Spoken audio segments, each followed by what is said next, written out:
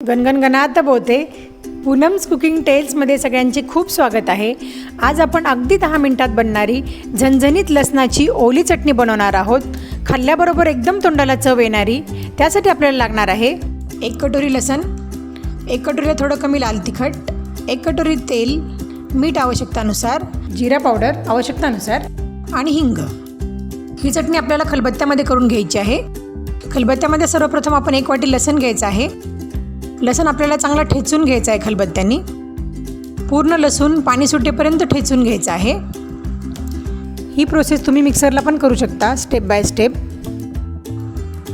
लसूण पूर्ण ठेचला गेला आहे.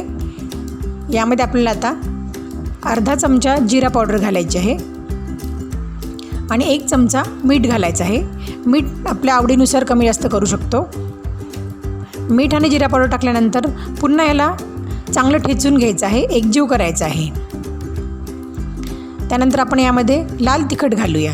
लाल तिखट पण आवडीप्रमाणे कमी जास्त करू शकता. मी इथे पाऊण वाटी घेतलेलं आहे, एका वाटीला थोडं कमी. लाल तिखट टाकल्यानंतर चटणी पूर्ण चांगली ठेचून घ्यायची आहे.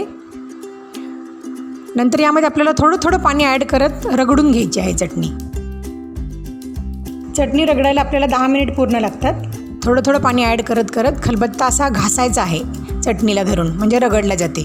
रगडून रगडून चटणी एकसारखा कलर येतो आणि गंधासारखी दिसते. अगदी एकजीव होते. लक्षात पण नाही येत आपण काय काय वापरलं आहे म्हणून.